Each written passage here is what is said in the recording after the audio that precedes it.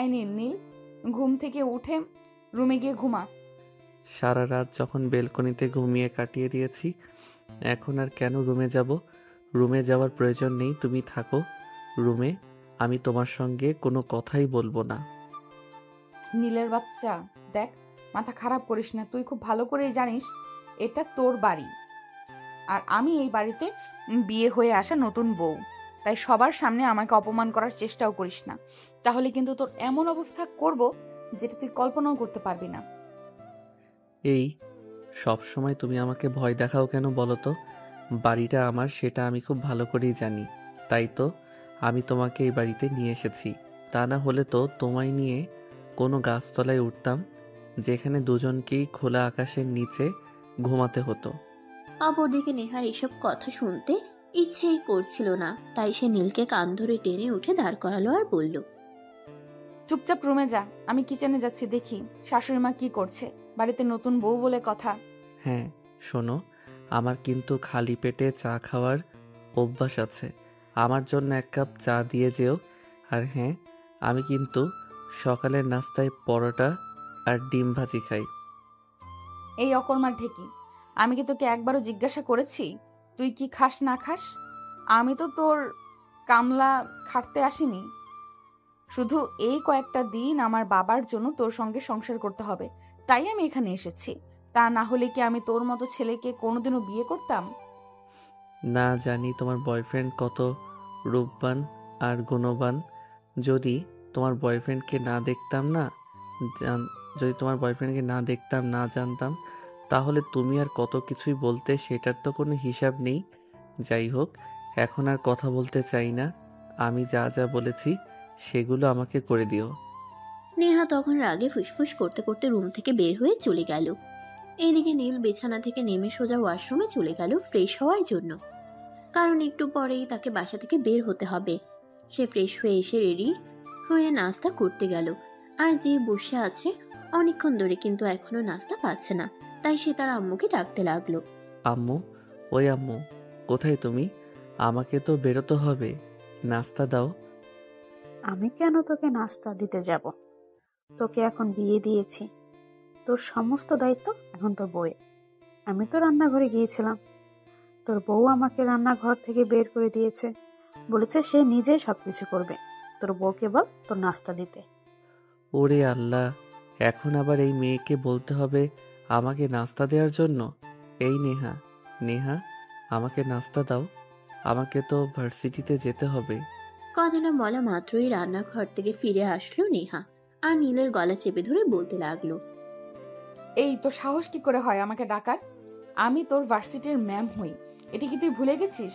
আর তোকে না বলেছি আমি শুধু আমার বাবার জন্য তোকে বিয়ে করেছি, কিন্তু কোনোদিনও তোকে আমি স্বামীর অধিকার ফলাতে দেব না। তাহলে তুই আমাকে নাম ধরে ডাকিস কেন? দেখো নেহা, এখন কিন্তু একদম বেশি বাড়াবাড়ি হয়ে যাচ্ছে। তুমি ভুলে যেও না, এটা আমার বাড়ি আর তোমার শ্বশুর বাড়ি, আর এই বাড়িতে তুমি নতুন এসেছো। হ্যাঁ, এটা মনে রেখেছি বলেই তো তুই এখনো সুস্থ অবস্থায় এখানে বসে আছিস। তা না হলে তোর কি অবস্থা করতাম সেটা তো আল্লাহ ভালো জানে। এখন চুপচাপ এখানে বসে থাক, আমার রান্না শেষ হয়নি এখনো। হায় আল্লাহ, এটা তুমি কি বলো? আমার তো ভার্সিটির টাইম হয়ে গেছে, আর 15 মিনিট বাকি আছে। তাহলে আমি কখন ভার্সিটি যাব? এই উগান্ডারের বংশ, আমি কি জীবনে কোনোদিন রান্না করেছি বাবার বাড়িতে? এখানে এসে তো শুধু তোর মায়ের মন জোগানোর জন্য এতটুকু করেছি। এখন চুপচাপ বসে থাক, আর 10 মিনিট লাগবে আমার রান্না শেষ করতে। এই কথা বলে নেহা সেখান থেকে চলে গেল, আর নীল বসে বসে অপেক্ষা করতে থাকলো কখন নেহা রান্না শেষ করবে আর তাকে খেতে দেবে। এদিকে দেখতে দেখতে ভার্সিটির টাইম হয়ে গেল, তাই নীল কিছু না খেয়ে ভার্সিটিতে চলে গেল। রান্না শেষ করে নেহা ডাইনিং টেবিলে এসে দেখে নীল সেখানে নেই। এটা দেখে সে রাগে গজগজ করতে থাকে। এত কষ্ট করে রান্না করেছে আর নীল কিছু না খেয়ে চলে গেছে। কত বড় সাহস ওর! আজ বাড়িতে আসলে বোঝাবে মজা। অপরদিকে ভার্সিটিতে আসতেই নেহার ছোট বোন রিমি নীলকে ধরে আর বলে, কি ব্যাপার দুলা ভাই, বাসরাত কেমন কাটলো? দেখ রিমি, একদম মজা করিস না। তোর বোন নাকি ডাইনি? আমি তো সেটাই বুঝতে পারি না কেন এই আপদটাকে আমার ঘাড়ে তুলে দিয়েছিস। আমি সেটাই বুঝতে পারছি না। আরে দুলা ভাই, আপনাকে দেখে এমন লাগছে কেন? মনে হয় সকালে কিছু খাননি। আপনাকে গান চিনতে কি কিছু খাইয়ে আনি? রিমি, মজা করিস না। বললাম আমার মেজাজ এমনিতেই খারাপ আছে। তোর বোন আমার জীবনটাকে একদম তেজপাতা বানিয়ে ছেড়ে দিছে। কেন যে তোর বোনকে বিয়ে করতে গেলাম আল্লাহই ভালো জানে। এই বলে নীল সেখান থেকে চলে গেল। তো ভিউয়ার্স, আপনাদের মনে হয় গল্পটা বুঝতে একটু অসুবিধা হচ্ছে। চলুন আপনাদেরকে একটু খোলাসা করে বলি। গল্পের নায়ক নীল ভার্সিটিতে সেকেন্ড ইয়ারে পড়ে, আর গল্পের নায়িকা নেহা। সে এই ভার্সিটির সদ্য নিয়োগ হওয়া প্রফেসর। নেহার বাবা খুবই অসুস্থ, তাই তিনি বড় মেয়েকে বিয়ে দিয়ে একটু নিশ্চিন্ত হয়ে পরলোক গমন করতে চান। তাই জন্য পাত্র খুঁজতেছিলেন। আর তখনই নীলের বেস্ট ফ্রেন্ড রিমি, সে তার বাবাকে তার বোনের বিয়ের জন্য নীলকে পাত্র হিসেবে পছন্দ করে। রিমি আর নীল দুজনে একই ভার্সিটিতে পড়াশোনা করত, আর নেহার ভাগ্যক্রমে ওই ভার্সিটিতেই চাকরি হয়। অপরদিকে নেহা একটা ছেলেকে পছন্দ করত। ছেলেটার এখনো চাকরি হয়নি, তাই সে চাকরি খুঁজতেছে। এমন অবস্থায় ওই ছেলেটা নেহাকে বিয়ে করতে পারছিল না। আর এদিকে আমাদের গল্পের নায়ক নীল, সে হলো কোটিপতি বাবার একমাত্র আদরের ছেলে, যেখানে নেহার সুনিশ্চিত ভবিষ্যৎ অপেক্ষা করছে। নীল ছেলে হিসেবেও খুব ভালো ছিল, যেমন দেখতে সুদর্শন তেমনই পড়াশোনায়। কিন্তু সমস্যা হলো সে মেয়েদের ব্যাপারে একটু বেশি ইন্টারেস্ট ছিল, কিন্তু তার কোনো গার্লফ্রেন্ড ছিল না। তাই জেনে নীলের ব্যাপারে তার বাবার সঙ্গে কথা বলে এবং তার বাবার সঙ্গে নীলকে দেখা করায়। আর তারপর দুই পরিবারের সম্মতিতেই নীল আর নেহার বিয়েটা হয়। কিন্তু নেহা যেহেতু অন্য একটা ছেলেকে ভালোবাসতো, তাই সে নীলকে মেনে নিতে পারছিল না। অপরদিকে ওই ছেলেটার যেহেতু চাকরি ছিল না, তাই সে তার বাবার কাছেও ছেলেটার ব্যাপারে কিছুই বলতে পারছিল না। এই হলো বিষয়। তো ভিউয়ার্স, চলুন এই ব্যাপারে আর কথা না বাড়িয়ে মূল গল্পে ফিরে যাই, আর আপনাদেরকে একটু ফ্ল্যাশব্যাক থেকে ঘুরিয়ে আনি। আজ থেকে কিছুদিন আগে নেহা যখন প্রথমবার ইউনিভার্সিটিতে আসে। আজকে আমার চাকরির প্রথম দিন, আর আজকে এইভাবে মুষলধারে বৃষ্টি শুরু হতে হলো। কিভাবে পৌঁছাবো আমি সেটাই বুঝতে পারছি না। এক্সকিউজ মি ম্যাডাম, আমি অনেকক্ষণ ধরে খেয়াল করছি আপনি এখানে দাঁড়িয়ে আছেন। কোথাও কি যাবেন নাকি? কোথাও যাব কি যাব না সেই ব্যাপারে তোর এত ইন্টারেস্ট কেন? কে তুই? না মানে, আসলে ম্যাডাম, বাইক চালিয়ে এদিক দিয়ে যাচ্ছিলাম, আর তখনই হঠাৎ বৃষ্টি নামলো, তাই এখানে দাঁড়ালাম।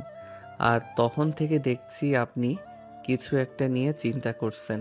একটু কি বলা যাবে আপনি কি নিয়ে চিন্তা করছেন? যদি আমি পারি তাহলে আপনাকে হেল্প করব। সিটি ইউনিভার্সিটিতে আজ আমার চাকরির প্রথম দিন। বাসা থেকে বের হলাম আর অমনি বৃষ্টি শুরু হলো। এখন বুঝতে পারছি না কিভাবে ওখানে পৌঁছাবো। মানে ম্যাডাম, আপনার কি আমাদের ভার্সিটিতে চাকরি হয়েছে? আপনি চাইলে আমি আপনাকে ভার্সিটি পর্যন্ত নিয়ে যেতে পারি। আমিও ভার্সিটিতে যাচ্ছিলাম, খুব জোরে বৃষ্টি হচ্ছে, তাই বাইক থামিয়ে এখানে দাঁড়িয়েছিলাম। চিনি না জানি না অপরিচিত একজন লোকের বাইকে আমি উঠতে পারবো না। প্রয়োজন নেই, তুই চলে যা, আমি একটা রিক্সা নিয়ে চলে যেতে পারবো। কিন্তু ম্যাডাম, আমার মনে হয় আপনি সেটা পারবেন না, কারণ এখানে 2 মিনিট কেন 2 ঘন্টা দাঁড়িয়ে থাকলেও একটা রিক্সাও পাবেন না। একে তো বৃষ্টির দিন, আর দ্বিতীয়ত এই রাস্তায় রিক্সা তেমন একটা চলাচল করে না। তাই আপনার ভালোর জন্যই বলছিলাম, আপনি চাইলে আমার সঙ্গে যেতে পারেন। আমি তো ভার্সিটিতেই যাচ্ছি, কোনো প্রবলেম হবে না। নীলের কথাটা শুনতে নেহা বেশ কিছুক্ষণ চিন্তা ভাবনা করে, আর তারপরও বলে, আচ্ছা ঠিক আছে, কোনো সমস্যা নেই। তবে একটা কথা, তুই যেহেতু এই ভার্সিটিতে পড়াশোনা করিস, তাই আমি তোর সঙ্গে ভার্সিটির ভেতর পর্যন্ত যাব না। তুই আমাকে ভার্সিটির গেটের বাইরেই নামিয়ে দিবি, তারপর ওখান থেকে আমি একা একা যাব। আর একটা কথা, আমি যে আজ তোর সঙ্গে বাইকে করে ভার্সিটি যাচ্ছি, এটা তুই নিজের মাথায় গোপন রাখবি, কারো সঙ্গে প্রকাশ করবি না। ঠিক আছে ম্যাডাম, কোনো সমস্যা নেই।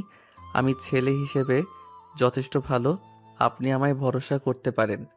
দেরি না করে প্লিজ তাড়াতাড়ি উঠে পড়ুন, ভার্সিটিতে টাইম হয়ে আসছে। তাছাড়া আপনার আজকেই প্রথম দিন, তাই তো একটু আগে ভাগে যাওয়া প্রয়োজন। এই বলে নীল একটা হেলমেট নেহার দিকে এগিয়ে দেয়। নেহা হেলমেট পরে আর বাইকে উঠে বসলো। তারপর 10 মিনিটের মাথায় তারা দুজনেই ইউনিভার্সিটি এসে পৌঁছালো। নেহাকে ভার্সিটির গেটের সামনে নীল নামিয়ে দিল, আর তারপর বাইক নিয়ে এসে ক্যাম্পাসে ঢুকে পড়লো। কিন্তু এই ঘটনাটা তার বন্ধুদের চোখ এড়ালো না। তারা ঠিকই এই বিষয়টা দেখলো, এবং নীল যখনই ক্লাসে প্রবেশ করলো তখনই তার বন্ধু বলল, কি ব্যাপার দোস্ত, তুই তো প্রতিদিন একাই আসিস, আজ দেখলাম তোর সঙ্গে একটা মেয়ে এসেছে, দেখতেও মাশাআল্লাহ পরীর মতো বলা চলে। মেয়েটা কে বলতো শুনি? তোদের কি মাথা খারাপ হয়েছে নাকি? আমার সঙ্গে আবার কোন মেয়ে আসতে যাবে? জীবনে দেখেছি আমার একটা গার্লফ্রেন্ড আছে, তাহলে আমি কোন মেয়েকে আমার বাইকের পেছনে বসিয়ে নিয়ে আসবো? দোস্ত এই দেখ, আমি জানতাম তুই কথাটা অস্বীকার করবি, তাই আমার মোবাইলে একটা ছবি তুলে রেখেছি। এবার বল, মেয়েটা কে? দূর শালা, তোদের নিয়ে আর পারলাম না। এটা হলো আমাদের ভার্সিটির নতুন ম্যাডাম। আজকেই চাকরিতে ওনার প্রথম দিন। আমি এদিক দিয়ে আসছিলাম, তখনই দেখলাম উনি রাস্তার পাশে দাঁড়িয়ে আছেন একটা গাছের নিচে। জিজ্ঞাসা করার পর জানতে পারলাম, তাই ওনাকে নিয়ে এলাম। ও আচ্ছা, এই ব্যাপার। তবে একটা কথা দোস্ত, মানতেই হবে, ম্যাডাম কিন্তু মাশাআল্লাহ অনেক সুন্দরী, একদম প্রেমে পড়ে যাওয়ার মতো চেহারা। ধুর, তোরা আর জীবনেও মানুষ হবি না। ম্যাডামকে এরকম কথা বলতে তোদের রুচিতে বাঁধে না? ছি ছি, এত নিচে তোদের মানসিকতা। দূর, ম্যাডাম আর স্টুডেন্ট কি হলে? এখানে প্রেম ভালোবাসা কখনো বলে কয়ে হয় নাকি? প্রেম ভালোবাসা এমন একটা জিনিস যেটা যখন তখন হয়ে যায়, সেটা যে কারোর সঙ্গেই। যাই হোক, আমি আর এই ব্যাপারে তোমার সঙ্গে কোনো কথা বলতে চাই না। আমি মনে হয় তোর সঙ্গে কথা বলার জন্য উঠে পড়ে লেগে আছি। যাই হোক, এখন ক্যান্টিনে চল। সকালবেলা বাসায় কিছু খাওয়া হয়নি। আম্মুর ঘুম থেকে উঠতে লেট হয়ে গেছিল, খুব ক্ষুধা লেগেছে। এই বলে নীল আর হৃদয় ক্যান্টিনে চলে গেল। দুজনে বসে খাবার খাচ্ছিল আর গল্প করছিল। কি ব্যাপার দোস্ত, আজ রিমি আসলো না কেন? রিমি তো কখনোই ভার্সিটি কামাই করে না। তাহলে কি আজ রিমির কোনো প্রবলেম হলো নাকি? দোস্ত, আমি তো সেটা বলতে পারবো না, তবে একটা কাজ করা যায়। রিমির নাম্বারে ফোন দিয়ে দেখ রিমি কি বলে। ঠিক আছে, একটু ওয়েট কর, আমি এক্ষুনি ফোন দিচ্ছি। হ্যালো রিমি, কই তুই? ভার্সিটি আসিসনি কেন? দোস্ত, আসলে একটা প্রবলেম হয়েছে। বিকেলে আমি তোর সঙ্গে দেখা করে তারপর বলছি। আচ্ছা ঠিক আছে, আমি বিকেলে লেকের পাড়ে তোর জন্য অপেক্ষা করব, চলে আসিস কিন্তু। আর হ্যাঁ, তোকে একটা কথা বলার আছে। তোর হাতে জলপাইয়ের আচার কিন্তু আমার হেব্বি লাগে, একটু আচার নিয়ে আসিস। ঠিক আছে, আমি জানতাম তুই ওই দিন আচার খাওয়ার পর আবার বলবি, তাই আমি তোর জন্য রেখে দিয়েছিলাম ফ্রিজে। সমস্যা নেই, আমি আসার সময় নিয়ে আসবো। এই বলে রিমি ফোনটা রেখে দিল। অপরদিকে নীল আর হৃদয় দুজনে নাস্তা শেষ করে ক্লাসরুমে চলে গেল। কিছুক্ষণ পরে নেহাকে নিয়ে প্রিন্সিপাল স্যার নীলের ক্লাসরুমে আসলো এবং সবার সঙ্গে পরিচয় করিয়ে দিতে লাগলো। তখনই হৃদয় নীলকে বলল, দোস্ত, বুঝলাম না, মালটাকে প্রথম ক্লাসেই আমাদের ক্লাসরুমে নিয়ে আসলো কেন? এই বেটা, ঠিক করে কথা বল। মাল কাকে বলছিস? এই মেয়ে আমাদের ম্যাডাম হয়, তাই ভদ্রভাবে কথা বল। তাছাড়া আমি কথা বলেছিলাম, কথা শুনেই বোঝা গেছে প্রচণ্ড দেমাগী আর অহংকারী। সে যাই হোক, তা দিয়ে আমরা কি করব? সে তো আমাদের ম্যাডাম, তার সঙ্গে তো আর কখনোই আমাদের প্রেম হবে না, তাই দূর থেকে যা একটু মজা নিতে পারি। এই বাদ দে তো এসব কথা, আমার আর এসব কথা শুনতে ভালো লাগছে না। তবে একটা কথা মানতেই হবে, চেহারাটা বেশ প্রেমে পড়ে যাওয়ার মতো। সবার সঙ্গে পরিচয় করিয়ে দিয়ে প্রিন্সিপাল স্যার ক্লাসরুম থেকে চলে গেল। অপরদিকে নেহা নিচে থেকে সমস্ত স্টুডেন্টদের পরিচয় জানতে চাইল। আর তখনই এক এক করে সবাই নিজেদের পরিচয় দিচ্ছিল। সবশেষে যখন নীলের পালা আসলো, সে নেহার দিকে হাঁ করে তাকিয়েছিল। এটা দেখে নেহা বলল, এই ছেলে, কি ব্যাপার, কি সমস্যা তোমার? তোমাকে আমি তোমার পরিচয় জিজ্ঞাসা করেছি, তুমি এভাবে হা করে আমার দিকে তাকিয়ে আছো কেন? না মানে ম্যাডাম, আসলে আপনাকে দেখছিলাম, আপনার চোখ দুটো না অনেক সুন্দর। এই জন্যই আমি তোমার বাইকে উঠতে চাইনি। তোদের ছেলেদের এই একটাই চরিত্র, মেয়ে দেখলেই হলো, সে যেই হোক না কেন তাকে পটাতেই হবে আর তার সঙ্গে ইটিস পিটিস করতেই হবে। আরে ম্যাডাম, তখন তো আপনিই বলেছিলেন আমি যেন ভার্সিটিতে এসে কাউকে না বলি যে আমি আপনাকে লিফট দিয়েছিলাম, আর এখন আপনি নিজেই সবাইকে বলে দিচ্ছেন। হ্যাঁ, বলে দিচ্ছি, কারণ এটা আজ না হোক কাল প্রকাশ হবে। কারণ তোদের মতো ছেলেদের আমার খুব ভালো করেই চেনা আছে। এরা যখন কোনো মেয়ের একটু ধারে কাছে যেতে পারে, তখন যেন মেয়েটার 14 গোষ্ঠী উদ্ধার করে ছাড়ে। বাই দ্য ওয়ে, তোর পরিচয় দে। আমি নীল চৌধুরীর, রায়হান চৌধুরীর একমাত্র ছেলে, এই শহরের নাম্বার 1 বিজনেসম্যান রায়হান চৌধুরী। আমি তোকে তোর পরিচয় জিজ্ঞাসা করেছি, তোর বাবার পরিচয় জিজ্ঞেস করিনি। তোর বাবা এই শহরের নাম্বার 1 বিজনেসম্যান নাকি নাম্বার 100 বিজনেসম্যান, ওটা আমি জিজ্ঞেস করিনি। এখানে তুই পড়াশোনা করতে এসেছিস, সেটা পড়াশোনা করার জায়গা। এখানে কারোর বাপের সম্পদের ফুটানি দেখানোর জায়গা নয়। ও ম্যাম, আপনি এভাবে কেন বলছেন? আপনি তো সবার কাছ থেকে তার পরিচয়, সেই সঙ্গে তার বাবার পরিচয় আর ঠিকানাও জানতে চাইছিলাম, তাই আপনি আমাকে সেটা জিজ্ঞেস না করলেও আমি ভেবেছিলাম আপনি জানতে চাইতে পারেন, তাই আমি বলে দিয়েছি। ভালো করেছিস, আমার 14 গোষ্ঠী উদ্ধার করেছিস। এখন চুপচাপ বস। আর হ্যাঁ, ডিয়ার স্টুডেন্টস, আমি তোমাদের ইংলিশ টিচার। আজ থেকে আমি তোমাদের ইংলিশ পড়াবো। হাই আল্লাহ, এই মেয়ে বলে কি? এমনিতেই তো ইংলিশ পারি না, তার উপর আবার এই ম্যাডামের কাছ থেকে ইংলিশ পড়লে আমি তো ডাহা ফেল করব। এই ছেলে, এইভাবে বিড়বিড় করে কি বলছিস? কিছু বলতে চাইলে স্পষ্ট করে বল। না ম্যাডাম, আমি কিছুই বলিনি, বললাম আপনি হয়তো খুব ভালো ইংরেজি পড়াতে পারবেন। নেহা তখন মুখটাকে একটা ভেঙচি মেরে ক্লাস করাতে শুরু করলো। দেখতে দেখতে ভার্সিটির টাইম শেষ হয়ে গেল। ভার্সিটি ছুটি হওয়ার পর নীল রিমির সঙ্গে দেখা করতে লেকের পাড়ে চলে গেল। রিমি অনেকক্ষণ আগে থেকে সেখানে নীলের জন্য অপেক্ষা করছিল। নীল সেখানে পৌঁছাতেই রিমি আচারের কৌটাটা নীলের দিকে এগিয়ে দিল আর বলল, দোস্ত, একটা বিশাল প্রবলেম হয়ে গেছে, যেটা আমি জানতাম না, তাই আজ ভার্সিটিতে যাওয়া হয়নি। বলিস কি দোস্ত, কি এমন হলো যার কারণে তুই আজ ভার্সিটিতে যাসনি? বল তো শুনি। দোস্ত, আমাদের ভার্সিটিতে একজন নতুন ম্যাডাম এসেছেন আজ, সেটা তুই জানিস তো? হ্যাঁ, আমি তো সেটা জানি, কিন্তু তুই ভার্সিটি নাই তো কিভাবে জানতে পারলি? কেউ তোকে বলেছে নাকি? আরে দোস্ত, কেউ আমাকে বলেনি, আমি নিজেই জানি। আসলে ওই ম্যাম আমার আপন বড় বোন।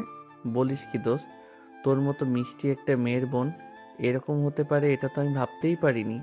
তোর বোনকে দেখতেই তো কেমন যেন ডাইনি ডাইনি লাগে। আমার মনে হয় তুই আমার সঙ্গে মজা করছিস, এটা তোর বোন হতেই পারে না। আরে না দোস্ত, আমি কেন মজা করতে যাব তোর সঙ্গে? আমি একদম সত্যি কথাই বলছি। এটা আমার আপন মায়ের পেটের বোন। আমি জানতাম তার ভার্সিটিতে চাকরি হয়েছে, কিন্তু আমাদের ভার্সিটিতে হয়েছে সেটা জানতাম না। আমাকে বাড়িতে একদম জ্বালিয়ে পুড়িয়ে মারে, আর এখন কিনা ভার্সিটিতেও তার ক্লাস করতে হবে। আমি ভাবতে পারছি না আমার সঙ্গে কি হতে চলেছে। আরে দোস্ত, এত চিন্তা করছিস কেন? ভার্সিটিতে এসে আমাদের ম্যাম ওখানে ওরকম বাধ্যবাধকতা নেই যে তার কথা আমাদের শুনতেই হবে। তাছাড়া এখন আমরা যথেষ্ট বড় হয়েছি, বড় ক্লাসে পড়ি। দোস্ত রে, তুই জানিস না আমার বোনের সম্পর্কে। তুই যদি জানতি তাহলে এই কথাগুলো বলার সাহসও পেতি না। আমার বোন তো না, যেন একটা আস্ত রাক্ষসী। আমি একটা মেয়ে হয়ে ওকে সহ্য করতে পারি না। জানি না সারা ভার্সিটি স্টুডেন্ট ওকে কিভাবে সহ্য করবে। বাদ দাও ওসব কথা এখন, আগে আচারটা খাই, তারপর মাথাটা ঠান্ডা করে চিন্তা করি কি করা যায়। এই বলে নীলা আচারের কৌটাটা খুলে সেখান থেকে আচার খেতে থাকে। রিমির দেখা নীলই প্রথম ছেলে মানুষ যে কিনা এভাবে মেয়েদের মতো আচার খায়। আসলে আগে কখনো রিমি এভাবে কোনো ছেলে মানুষকে আচার খেতে দেখেনি। রিমি প্রথমত খুব ভালো আচার বানাতে পারে, আর নীল কোনোদিন কোনো একটা কথার ছলে সেটা জানতে পারে, তাই সে প্রায়ই রিমির কাছে আচারের জন্য বায়না করে। আচার খেতে খেতেই নীল হঠাৎ রিমিকে বলল, দোস্ত, একটা কথা জানার ছিল, তোর বোন কি কারোর সঙ্গে প্রেম করে? আই মিন কারোর সঙ্গে রিলেশনে আছে? এ ব্যাপারে আমি জানি না। আসলে আমার বোনকে আমি কখনো ওভাবে কারোর সঙ্গে মিশতে দেখিনি। আসলে ও যে পরিমাণ রাগী আর বদমেজাজি, আমি একটা মেয়ে হয়ে ওকে সহ্য করতে পারি না। আর একটা ছেলে ওকে কিভাবে সহ্য করবে, এটাই আমি মাঝে মধ্যে ভেবে পাই না। না মানে আসলে তোর বোনকে দেখতে মাশাআল্লাহ ভালোই লাগে, বলতে পারিস আমি প্রেমে পড়ে গেছি। দোস্ত, এই কথাটা যে বলেছিস, আমার সঙ্গে বলেছিস, আর কখনো এ কথা বলিস না কারোর সামনে, কারণ তুই জানিস না আমার বোনের সম্পর্কে। সে তো জীবনটা একদম নরক বানিয়ে ছেড়ে দিবে। দোস্ত, সেরকমটা হয়তো হবে না, কারণ মেয়ে মানুষ প্রেম ভালোবাসা পেলে একদম মোমের মতো গলে যায়। তখন আর তাদের হিংসে বিষেদ কিছুই থাকে না, তখন তারা একদম ভালো হয়ে যায়। আমার মনে হলো এ ব্যাপারে তোকে সতর্ক করা উচিত, তাই আমি তোকে সতর্ক করলাম। এখন তুই কি করবি না করবি সেটা একান্তই তোর ব্যক্তিগত ব্যাপার। আমিও এ ব্যাপারে তোকে কিছুই বলবো না। তুই যদি নিজের ইচ্ছেই আগুনে ঝাঁপ দিস তখন তো আর আমি তোকে তখন তো আমি তোকে আটকে রাখতে পারবো না। এই আর কি, এই হলো বিষয়। হ্যাঁ, কিন্তু আমি সত্যি প্রথম দেখাতে তোর বোনের প্রেমে পড়ে গেছি, এটা শুধু তোর সঙ্গেই বলছি। এখন তুই যদি বলিস তাহলে আমি সরাসরি তোর বোনের সঙ্গে কথা বলবো আর প্রপোজ করব। আমি তোকে কি বলবো? প্রেম করবি তুই, সেটা তোর ব্যাপার। তাছাড়া একটা বিষয় আমি ভেবে পাচ্ছি না, ভার্সিটিতে কত সুন্দর সুন্দর মেয়েরা তোর পিছনে ঘুরঘুর করে, আমিও করেছি। তুই ওদের পাত্তা না দিয়ে আমার বোনের মতো দেমাকে আর অহংকারী একটা মেয়ের সঙ্গে রিলেশন করতে চাইছিস? আমি এটা ভাবতেই পারছি না। দোস্ত শোন, প্রেম ভালোবাসা কখনো বলে হয় না। প্রেম ভালোবাসা এমন একটা জিনিস যেটা হঠাৎ করেই হয়ে যায়। আমি তোর বোনকে যখন প্রথমবার দেখেছি তখনই তোর বোনকে আমার ভালো লেগে গেছে। তুই তো খুব ভালো করেই জানিস আমি কখনোই মেয়েদের সঙ্গে তো এরকম নিজের থেকে কথা বলি না, কিন্তু তোর বোনের সঙ্গে আমি নিজের থেকেই কথা বলেছি। অতঃপর নীল সকালবেলা ঘটে যাওয়া সমস্ত ঘটনা রিমির সঙ্গে খুলে বলল।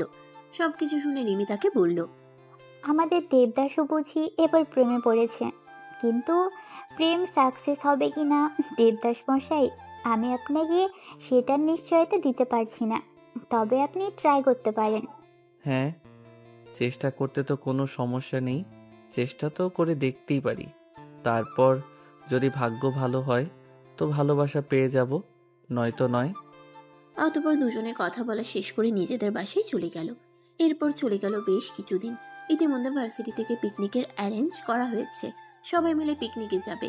ভার্সিটির প্রফেসর থেকে শুরু করে সবাই। রিমি ভার্সিটির পিকনিকে যাওয়ার জন্য শপিংয়ে যাবে, তাই বাবার কাছ থেকে টাকা নিয়ে শপিং মলে যাওয়ার জন্য তৈরি হচ্ছিল।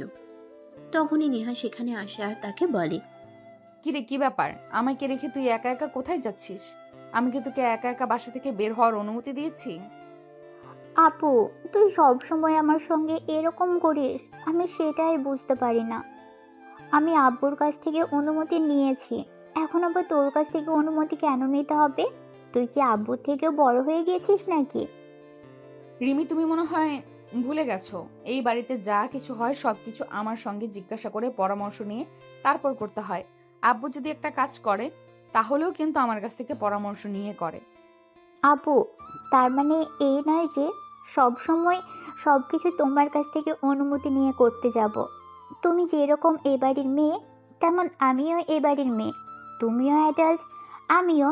তাই আমি সব কিছু থেকে তোমার অনুমতি কেন নিতে যাব বলো আমাকে? ও তাই নাকি?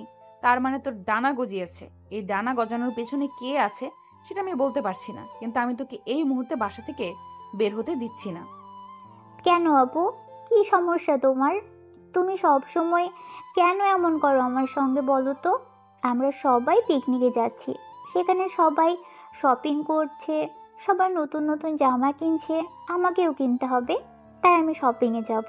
কিন্তু তুমি আমাকে বাধা দিচ্ছ কেন? তোকে বাধা দেওয়ার কোনো প্রয়োজন নেই, তবে কথা হলো একটাই, আমিও তোর সঙ্গে যাব। আর তুই যদি আমাকে সঙ্গে নিয়ে না যাস তাহলে আমি তোকে কোনোভাবেই শপিংয়ে যেতে দেব না, এটাই শেষ কথা। অগত্যাই রিমি আর কোনো উপায় না পেয়ে নেহাকে সঙ্গে নিয়ে শপিংয়ে যেতে হলো। তারপর দেখতে দেখতে আরো কয়েকদিন সময় চলে গেল।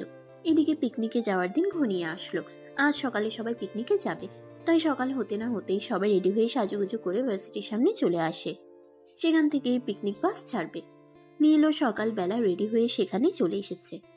নীল একটু দূরেই দাঁড়িয়েছিল, তবে আজ একটা কাজ হয়েছে। সেটা হলো রিমি আর নেহা দুজনেই একসঙ্গে ভার্সিটির গেটের সামনে এসে দাঁড়িয়েছে। নীলকে দেখতে পেয়ে রিমি নেহার কাছ থেকে নীলের কাছে চলে গেল আর বলল, দোস্ত, তোর জন্য একটা লাকি চান্স অপেক্ষা করছে। তুই তো আমার বোনকে পছন্দ করিস, আর এইবারই মনে হয় তাকে প্রপোজ করার একটা বেস্ট সময় পাবি। হ্যাঁ দোস্ত, তুই একদম ঠিক কথাই বলেছিস। আমিও এরকমই চিন্তা ভাবনা করেছি, তাই আব্বুর কাছ থেকে 3 লক্ষ টাকা নিয়েছি। ওখানে গিয়ে ছোট একটা পার্টি অ্যারেঞ্জ করব, আর তখনই তোর বোনকে প্রপোজ করব। ওই, তোদের সব বড় লোকই যত সব ধান্দা ফান্দা। আমার বোনকে প্রপোজ করবে, তার জন্য তোকে পার্টি অ্যারেঞ্জ করতে হবে, আর তার জন্য তোকে 3 লক্ষ টাকা খরচ করতে হবে। পারিসও তোরা? এভাবে কেন বলছিস দোস্ত? লাইফে এই প্রথম কাউকে পছন্দ হয়েছে আর তাকে প্রপোজ করতে যাব, একটু স্পেশাল কিছু করতে হবে না? তাই এইটুকুই করলাম আর কি। তাই তো বললাম, তোদের বড় লোকই সব ব্যাপার স্যাপার। আমার ব্যাপার তো আর অত টাকা নেই। অত টাকা আমি কোনোদিন একসঙ্গে দেখিও নি। তবে দোস্ত, আর একটা কথা আছে। তুই যদি আমার বোনকে প্রপোজ করিস আর সে যদি রাজি হয়ে যায়, তাহলে কিন্তু আমাদের সবাইকে ট্রিট দিতে হবে। সে তো অবশ্যই। এখন শুধু দোয়া করতে থাক যেন আমি প্রপোজ করলে তোর বোন রাজি হয়ে যায়, তাহলেই হবে, আর কিছুই চাই না। এই কথা বলতে বলতেই বাস ছাড়ার সময় হয়ে গেল, আর সবাই একে একে বাসে উঠে গেল। রিমি তখন নীলের সঙ্গে একটু বসতে চাইছিল, কিন্তু নেহা সেটা দেখে রাগে আগুন হয়ে গেল, আর নেহা রিমিকে বলল, তুই ইদানিং বড্ড বেশি বেড়ে গেছিস। ছেলেদের সঙ্গে এত ঢলঢলি কিসের তোর? তুই এখানে আমার সঙ্গে বসবি। আর একটা কথা তোকে বলে দিচ্ছি, পিকনিক থেকে আসার পর প্রত্যেকদিন আমি তোকে ভার্সিটি নিয়ে আসব। আর ক্লাসের বাইরে যতটা সময় থাকবে সবটা সময় তুই আমার কেবিনে বসে কাটাবি। ছেলেদের সঙ্গে আমি আর তোকে ঢলাঢলি করতে দেব না। আপু, তুমি ভুলে যেও না, তুমিও বড় হয়েছো আর আমিও বড় হয়েছি। তোমার যেমন নিজের ব্যাপারে সিদ্ধান্ত নেওয়ার বয়স হয়েছে, তেমনি আমারও। আব্বু শুধু তোমাকে একা স্বাধীনতা দেয়নি, আমাকেও দিয়েছে। তাহলে তুমি কেন বারবার আমার স্বাধীনতায় হস্তক্ষেপ করবে? তুই মনে হয় একটা কথা ভুলে গেছিস। আম্মু মারা যাওয়ার পর থেকে মায়ের স্নেহ, আদর, ভালোবাসা দিয়ে আমি তোকে বড় করেছি। তাই বাবার পরে যদি তোকে কেউ শাসন করার অধিকার থাকে, সেটা আমার। আমি কিন্তু তোমাকে একবারও বলিনি যে আমাকে শাসন করার অধিকার তোমার নেই। কিন্তু তার মানে এই নয় যে আমার সব ব্যাপারে তোমাকে নাক গলাতে হবে, সব ব্যাপারে তোমাকে ইন্টারফেয়ার করতে হবে। এখন কি তুই চুপচাপ এখানে বসবি, নাকি তুই তোর বন্ধুদের সামনে আমার হাতে 2-4টা খাবি? রিমি তখন আর কোনো উপায় খুঁজে না পেয়ে তখন নেহার পাশে বসে পড়ল, কারণ সে খুব ভালো করেই জানে এখন যদি সে নেহার কথা না শুনে তাহলে হয়তো সে তার বন্ধুদের সামনেই রিমিকে কয়েকটা বসিয়ে দিবে। তার চাইতে বড় এই আবদার মেনে নেওয়াটাই ভালো। তাদের পিকনিক স্পট ছিল রাঙামাটি। সেখানে পৌঁছাতে তাদের বিকেল 5টার মতো বেজে গেল। সবাইকে নিয়ে একটা গেস্ট হাউসে ওঠা হয়েছে। রাতের খাওয়া দাওয়ার পর সবাই ঘুমিয়ে পড়লে পরদিন সকালবেলা ঘুম থেকে উঠেই সবাই তৈরি হয়ে নিল বাইরে বেরোবে বলে। সবাই নিজেদের মতো করে বেরিয়ে পড়লো ছোট্ট ছোট্ট আলাদা আলাদা গ্রুপে। তখনই নেহা আর রিমি ছিল আলাদা গ্রুপে। নীল সকালবেলা ঘুম থেকে উঠতে পারেনি। সবাই চলে যাওয়ার পর সে ঘুম থেকে উঠে আর তৈরি হয়ে বের হয়ে নেয়, কিন্তু কাউকে খুঁজে পাচ্ছিল না। তখনই হঠাৎ তার চোখ পড়লো একটা গাছের নিচে। নেহা আর রিমি বসে আছে। তখন সে সেখানে গেল আর রিমিকে উদ্দেশ্য করে বলল, কি ব্যাপার দোস্ত, তোরা দুজনে এখানে বসে আছিস কেন? আর বাকি সবাই কোথায়? দোস্ত, সবাই ঘুরতে চলে গেছে, কিন্তু দুর্ভাগ্যবশত আমার ঘুরতে এসেও ঘুরতে যাওয়া হয় না। আমার বোন আমাকে নিয়ে এখানে বসে আছে। দোস্ত, চল না, আমি তোর সঙ্গে একটু ঘুরে আসি। হ্যাঁ, তাই চল, কারণ এখন তো আমি অন্যদেরকে খুঁজেও পাবো না। তাদের নিয়ে ঘোরা ছাড়া তো এখন আর কোনো উপায় নেই। রিমি, এখানে চুপচাপ বসে থাক। আমি তোকে এখানে বসে থাকতে বলেছি, ঘুরতে বলিনি। এখানে ঘুরোঘুরি করে তুই যদি হারিয়ে যাস, তাহলে আমি বাসায় ফিরে আব্বুকে কি জবাব দেব? ম্যাডাম, আপনার চিন্তার কোনো কারণ নেই। আমি আছি তো এখানে। আমি আগেও একবার এসেছি। আমি রাস্তাঘাট সব চিনি। চলুন, আমি আপনাদের নিয়ে ঘুরে আসি। নেহা তখন আর কোনো কথা বাড়ালো না। সে রিমিকে হাত ধরে নীলের সঙ্গে পথ চলতে লাগলো। সারাদিন তারা ওখানেই ঘোরাঘুরি করলো। রাস্তার পাশে ছোট্ট একটা রেস্টুরেন্ট ছিল, সেখান থেকে দুপুরের খাবার খেয়ে নেই। এদিকে তখনই আবার হঠাৎ আকাশে কালো মেঘে ছেয়ে গেল। তখন আনুমানিক বিকেল 3টা বাজে। রাস্তার পাশেই ছোট্ট একটা ঝুপড়ি ছিল, ওখানেই তারা তিনজনে আশ্রয় নেয়। কিন্তু দেখতে দেখতে বিকেল গড়িয়ে সন্ধ্যা হতে চলল, কিন্তু বৃষ্টি থামার কোনো নাম গন্ধই ছিল না। রিমি, তোকে আমি তখনই বলেছিলাম ঘুরতে বের হওয়ার কোনো প্রয়োজন নেই। এই তো এখন যে বৃষ্টি নামলো, একদম সন্ধ্যা হয়ে আসছে, আমরা হোটেলে ফিরবো কি করে? আর এখানে তো বন্য জন্তু জানোয়ারদেরও ভয় আছে, যদি বাঘ ভাল্লুক ধরে বসে তখন কি হবে? ম্যাডাম প্লিজ, আপনি আপনার মাথাটা ঠান্ডা করুন আর একটু ধৈর্য ধরে আল্লাহর নাম জপ করতে থাকুন, যেন আমাদের সঙ্গে ভালো কিছু হয়। কিন্তু সেরকম ভালো কোনো কিছুই হলো না।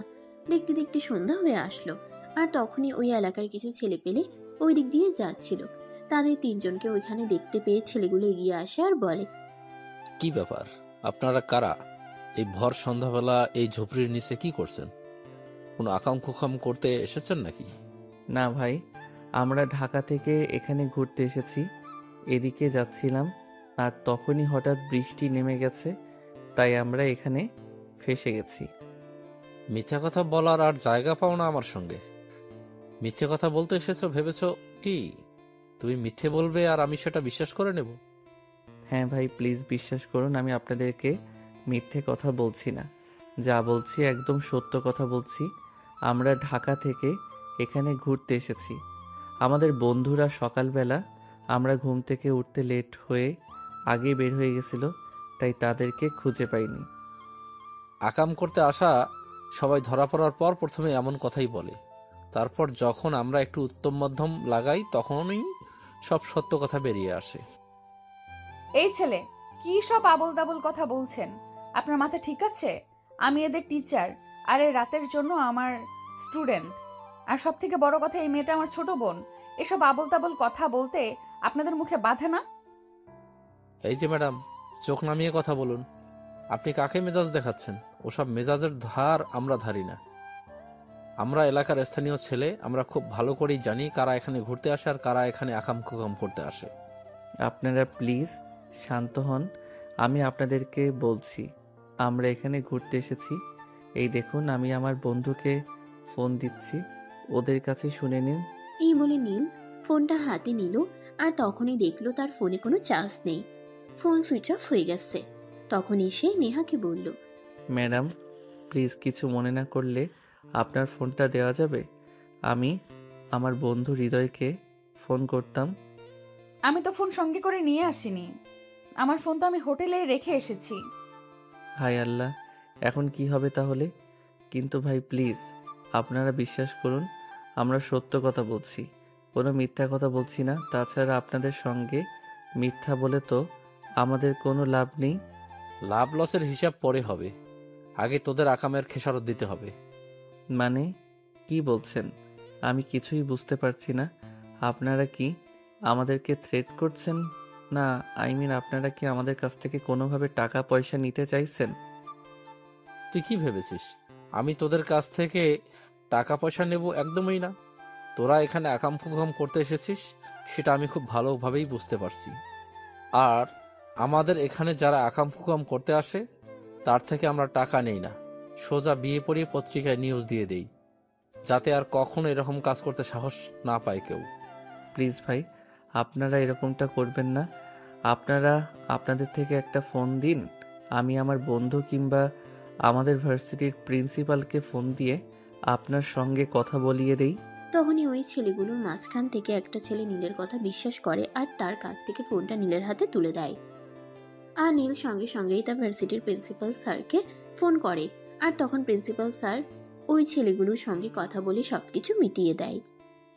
তারপর কিছু ছেলেদের নিয়ে সেখান থেকে নীল নেহা আর রিমিকে হোটেলে ফিরিয়ে নেয়।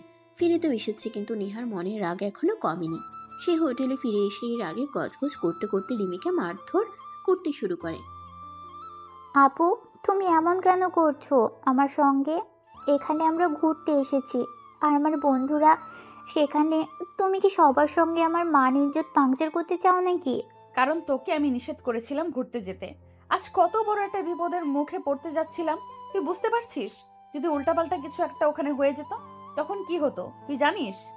নীল তখন ওই রুমের পাশ দিয়ে যাচ্ছিল, তাদের কথাগুলো শুনতে পেয়ে দাঁড়ালো আর রুমের ভেতরে প্রবেশ করে নেহাকে উদ্দেশ্য করে বলল, ম্যাম, এটা আপনি কি করছেন?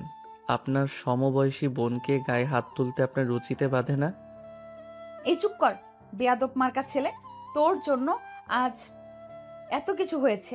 না হলে আমার বোন কখনো আমার মুখের ওপর কথা বলার সাহসটুকু পর্যন্ত পায়নি, আর সেখানে সে কিনা এত বড় একটা বিপদের মুখে পড়তে যাচ্ছিল। ম্যাডাম, এটা জাস্ট একটা অ্যাক্সিডেন্টের জন্য আপনি আমাকে অথবা রিমিকে কোনো দোষারোপ করতে পারেন না। এখানে আমরা ঘুরতে এসেছি, রুমের ভেতর ঘাপটি মেরে বসে থাকতে নয়, তাই আমরা ঘোরাঘুরি করব। দেখ, আমার মেজাজ খারাপ করিস না, চুপচাপ এখান থেকে চলে যা, তা না হলে কিন্তু তোকেও 2-4টা বসিয়ে দেব। ভুলে যাস না, আমি তোর ভার্সিটির ম্যাম, তোকে শাসন করবার যথেষ্ট অধিকার আমার রয়েছে। হ্যাঁ ম্যাডাম, সেটা আমি খুব ভালো করে জানি, কিন্তু আপনি হয়তো এটা ভুলে যাচ্ছেন। আমরা অ্যাডাল্ট, আমাদের নিজেদের ব্যাপারে সিদ্ধান্ত নেওয়ার অধিকার আছে। দেখ, আমি সত্যিই বলছি, তুই আমার মেজাজ খারাপ করিস না, তাহলে কিন্তু তোর সঙ্গে খারাপ কিছু হয়ে যাবে, যেটা তুই কল্পনাও করতে পারবি না। রিমি তখন নীলকে ইশারায় সেখান থেকে চলে যেতে বলে। নীল তখন আর কোনো উপায়ান্তর না পেয়ে সেখান থেকে চলে গেল, কারণ সে খুব ভালোভাবেই বুঝতে পারলো নেহা প্রচন্ড ক্ষেপে গেছে। এখন এখানে থাকলে খারাপ কিছু হয়ে যেতে পারে। পরের দিন সবাই ঘুরতে গেলেও নীল, রিমি আর নেহা ওরা 3জন হোটেলেই থেকে গেল। কোণিতে বসে মোবাইল টিপাটিপি করছিল। তখনই রিমি সুযোগ বুঝে রুম থেকে বের হয়ে নীলের সঙ্গে দেখা করতে চলে গেল। কি রে দোস্ত, কি ব্যাপার? আমি না হয় যেতে পারলাম না, তুই কেন এখানে বসে আছিস? তুই ঘুরতে গেলি না কেন? কি আশা নিয়ে এসেছিলাম আর কি হচ্ছে এসবই তো ভাবতে পারছি না। আর ঘুরতে যাব কি করে? এটুকুতেই ভেঙে পড়েছিস? আবার আমার বোনের সঙ্গে প্রেম করার ইচ্ছে জাগে তোর? তোর মনে তুই আবার প্রেম করবি? কি করে? তুই তো এখনই হার মেনে গেছিস। একদমই নয়, হার মানার মতো ছেলে আমি। জাস্ট একটু ভাবতেছিলাম কি করব। এত ভাবার কিছুই নেই, যা করার আজকেই কর। এখন সকাল 10টা বাজে, আর আমার বোন ব্যালকনিতে বসে কারোর সঙ্গে ফোনে কথা বলছে। তুই বাইরে সব কিছু অ্যারেঞ্জ করে নে। সবাই সন্ধ্যায় আমি আমার বোনকে যেভাবেই হোক বুঝিয়ে সুঝিয়ে বাইরে নিয়ে যাব, আর তখনই তোর যা করার করে নিস। ঠিক আছে দোস্ত, এত সুন্দর একটা উপায় বলে দেওয়ার জন্য তোকে অসংখ্য ধন্যবাদ। এই বলে নীল সেখানে আর এক মুহূর্ত দেরি না করে রুম থেকে বের হয়ে বাইরে চলে গেল আর সবকিছু অ্যারেঞ্জ করতে লাগলো। দেখতে দেখতে বিকেল গড়িয়ে সন্ধ্যা হতে চলল, আর ঘুরতে আসার সকলেই হোটেলে ফিরে এলো। সবাই এরকম একটা ব্যবস্থাপনা দেখে খুবই অবাক হলো, আর একে একে সবাই নীলকে একটা পর একটা প্রশ্ন করেই যাচ্ছিল। ভার্সিটির প্রিন্সিপাল পর্যন্ত নীলকে প্রশ্ন করতে ছাড়ল না। কি ব্যাপার নীল, কোনো বিশেষ ব্যাপার আছে নাকি? সেটাই তো বুঝতে পারছি না, তুমি এত কিছু অ্যারেঞ্জ কেন করেছো? স্যার একটু অপেক্ষা করুন, একজন স্পেশাল মানুষকে সারপ্রাইজ দিতে চাই আর তাকে ইমপ্রেস করে প্রেমে পড়াতে চাই, তাই একটু স্পেশাল অ্যারেঞ্জ। যেই ছেলের পিছনে আমার ভার্সিটির সমস্ত মেয়েরা লাইন মারে, কিন্তু সেই ছেলে কাউকে পাত্তাই দেয় না, আর সেই ছেলে কিনা তার স্পেশাল মানুষের জন্য স্পেশাল কিছু অ্যারেঞ্জ করছে, এটা তো ভাবতেই পারছি না। বলো না শুনি কি হয়েছে। স্যার বললাম তো, স্পেশাল মানুষের জন্য স্পেশাল কিছু অ্যারেঞ্জ করছি, অপেক্ষা করতে থাকুন, সব দেখতে পাবেন। তখন ভার্সিটির প্রিন্সিপাল আর কোনো প্রশ্ন করলো না, চুপচাপ সেখান থেকে চলে গেল। এদিকে রিমি তার বোনকে কোনো রকম বুঝিয়ে সুঝিয়ে অনেক রিকোয়েস্ট করে বাইরে নিয়ে আসলো।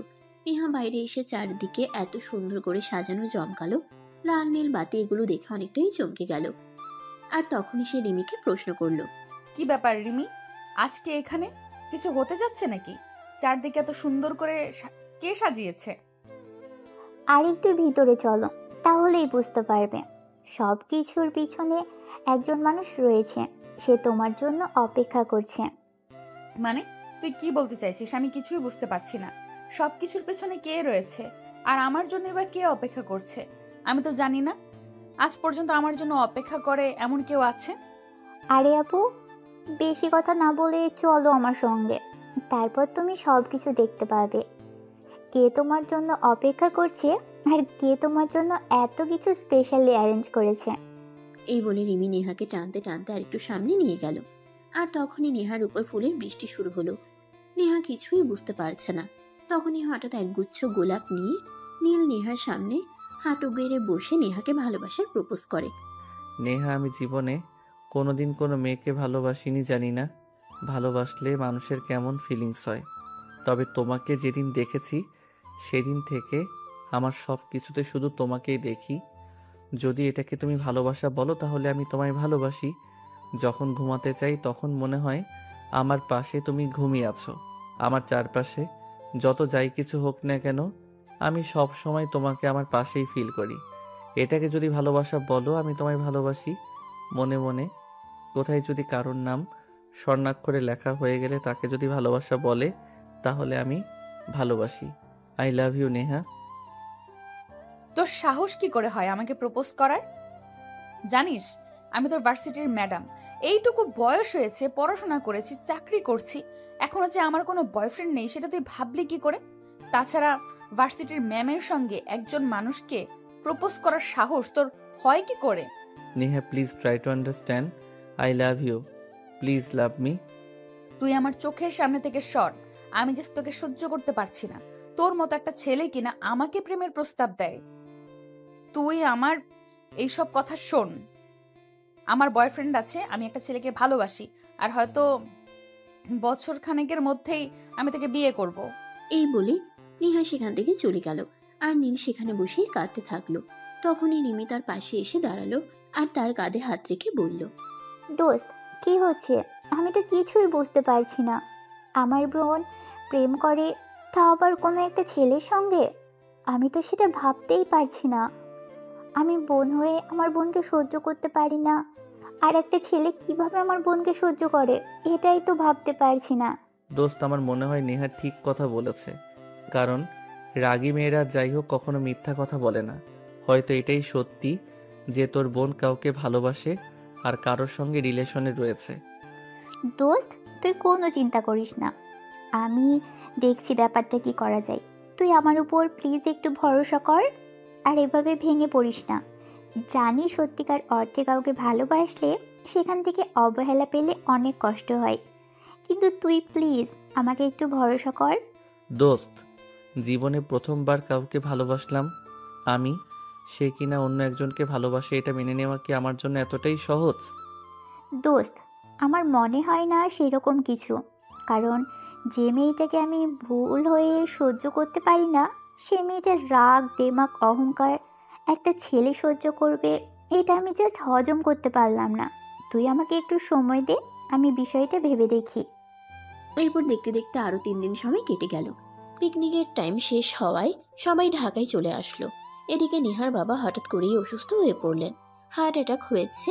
ডাক্তার বলেন অবস্থা খুবই খারাপ। এই নিয়ে 2বার হার্ট অ্যাটাক হয়েছে। এরপর আর কিছু হলে বাঁচবে কিনা তাও সন্দেহ। তাই সেদিন নেহার আব্বু নেহা আর রিমিকে নিজের রুমে ডেকে নিলেন। দেখো, তোমার মা মারা যাওয়ার পর থেকে আমি তোমাদের দুজনকে অনেক কষ্ট করে লালন পালন করে মানুষ করেছি। এখন আমার অবস্থাও খুব একটা ভালো নয়, তাই আমি চাই আমি বেঁচে থাকতে তোমাদের একটা পথ করে দিতে। আব্বু, এই তো চাকরি করছি, ভালোই আছি, আর রিমির পড়াশোনার জন্য আমি আছি তো। ওসব নিয়ে তোমাকে কোনো চিন্তা করতে হবে না, তুমি নিশ্চিন্তই থাকতে পারো। কিন্তু মা, সেরকম বললে তো হয় নাকি? আমি তোদের বাবা, তোদের জন্য আমার চিন্তা হবে না কার চিন্তা হবে বল শুনি।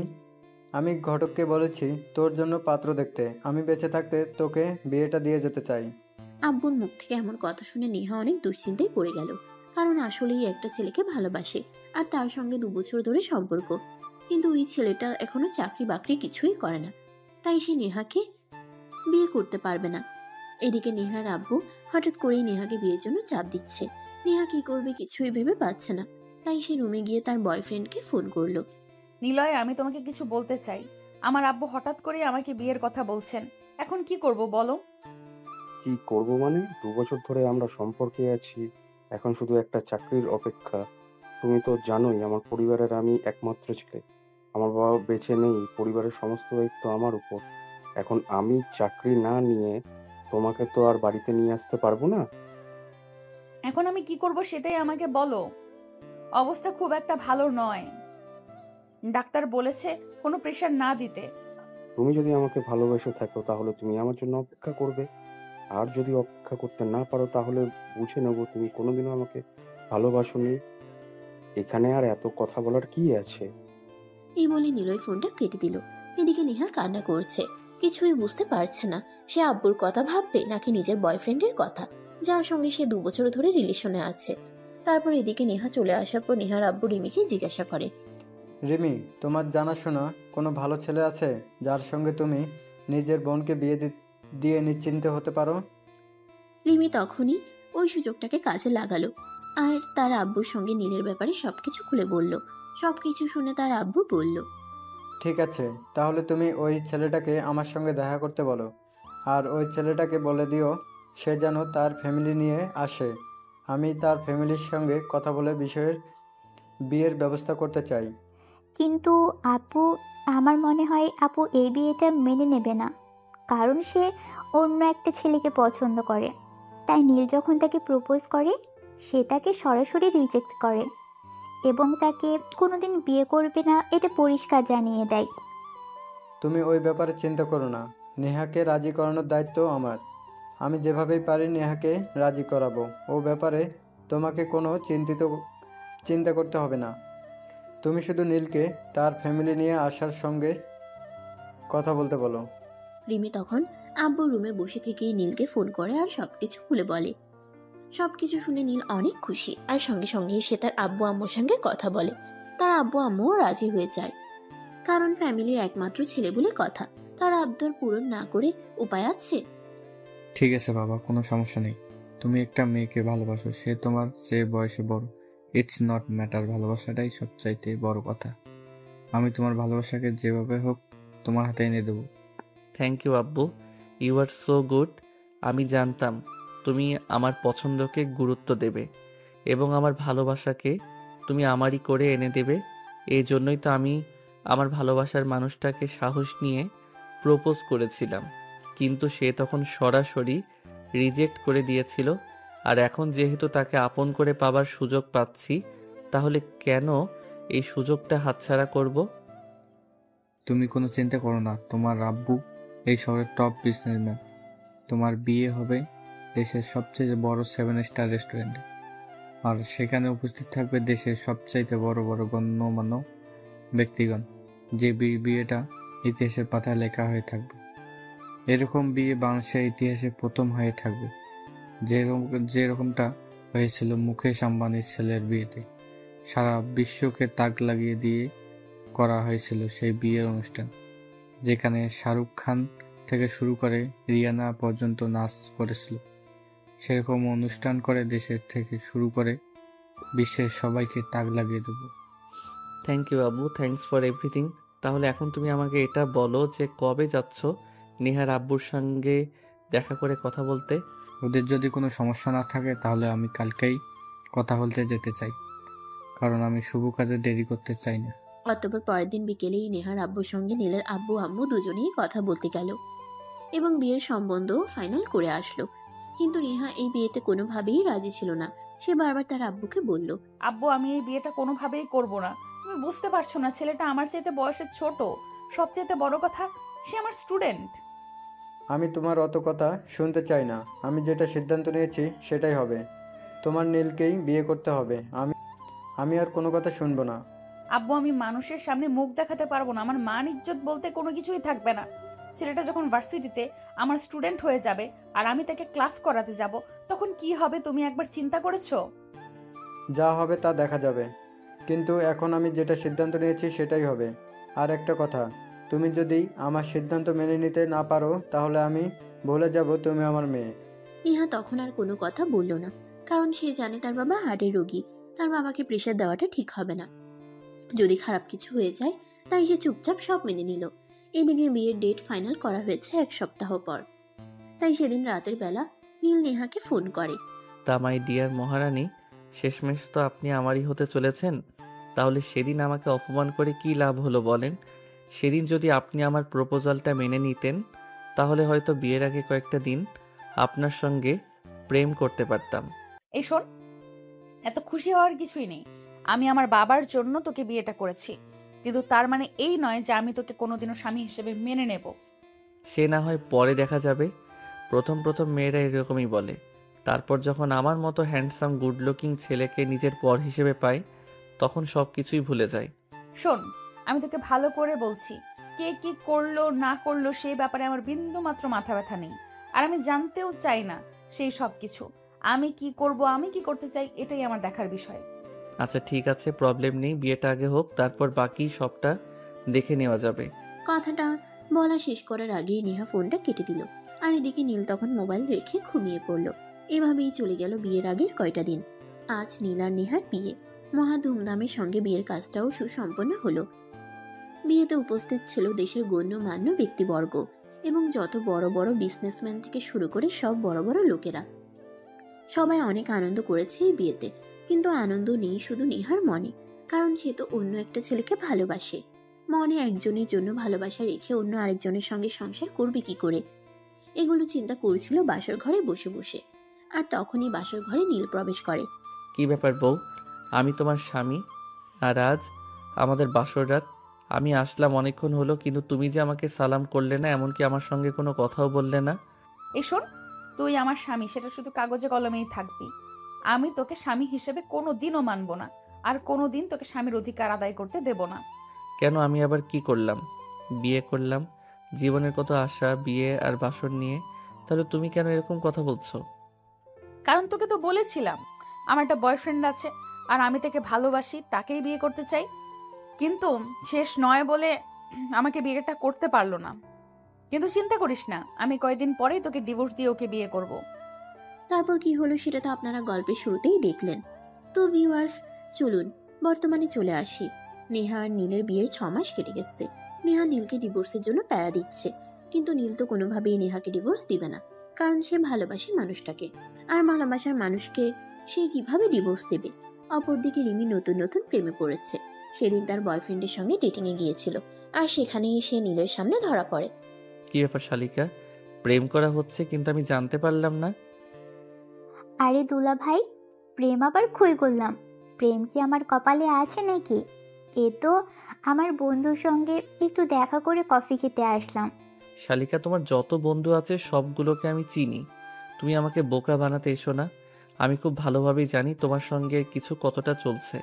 এখন চট করে বলে ফেলা তো শুনি, কতদিন ধরে চলছে এসব?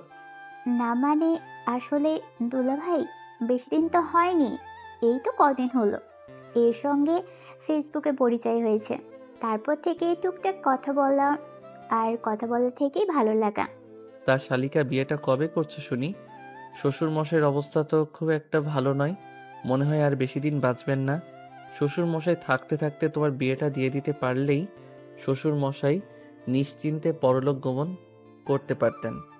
দুলা ভাই, আপনি কি যে বলেন না, পড়াশোনাটা আগে শেষ করি, দুজনেই স্টুডেন্ট, এভাবে কি সংসার চলবে?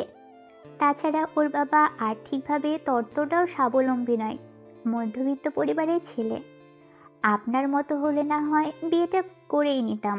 তাতে কি হয়েছে, আমি তো আছি, না হয় দুজনকে আমার অফিসে চাকরিটা দিয়ে দেব, পার্ট টাইম করবে, তাতেই তো চলে যাবে। আপনি সত্যি বলছেন দুলা ভাই? তাহলে তো ভালোই হবে। ভালোবাসার মানুষটাকে ছেড়ে দূরে থাকতে তো একটু কষ্ট হয়। ভালোবাসার মানুষকে ছাড়া কি রাতে ঘুম আসে? আর বলো না, তোমার বোনটা কেন এরকম করে আমি সেটাই বুঝতে পারি না। শীতকাল চলছে, রাতে কি একা একা ঘুম ধরে? তোমার বোনকে একটু জড়িয়ে ধরতে গেলেই তোমার বোন চিৎকার দিয়ে ওঠে, আর সারা বাড়ি তার মাথায় তুলে ফেলে। তারপর কেমন লাগে বলো শুনি? কথাগুলো শুনে রিমি আর রিমির বয়ফ্রেন্ড দুজনেই মুচকি মুচকি হাসছিল। এখনই মাঝখান থেকে রিমি বলে উঠল, আসলে কি জানেন দুলা ভাই, ও যে ছেলেটার সঙ্গে রিলেশন করতো, ওই ছেলেটার এখনো চাকরি হয়নি। তাহলে সে কবেই আপনাকে ডিভোর্স দিয়ে চলে যেত। আপনাকে প্রকৃতি এতটা দিন সময় দিচ্ছে, তারপরও আপনি সামান্য একটা বিষয় নিয়েই কন্ট্রোলে আনতে পারছেন না। কি করব বলো? ভালোবাসা কি জোর করে আদায় করা যায়? আর আমি জোর করে আদায় করার চেষ্টাও করব না, কারণ আমি ভালোবাসি, সে তো ভালোবাসে না। সে যখন চাইছে আমি তাকে মুক্তি দিয়ে দেই, তাহলে আমি কেন তাকে ধরে রাখবো? আমি অ্যাডভোকেটের সঙ্গে কথা বলেছি, ভাবছি তোমার বোনকে মুক্তি দিয়ে দিব। এসব আপনি কি বলছেন? আপনার কি মাথা খারাপ হয়ে গেছে? এত কষ্ট করে ভালোবাসার মানুষকে নিজের করে পেলেন, আর এখন কিনা বলছেন ডিভোর্স দিয়ে দিবেন? এরকমটা হয় নাকি? তো কি করব? আমার বেডরুমে সারা রাত শুয়ে শুয়ে বয়ফ্রেন্ডের সঙ্গে কথা বলে এগুলো কি মেনে নেওয়া যায়? শুনেন, আমি আপনাকে একটা বুদ্ধি দিই।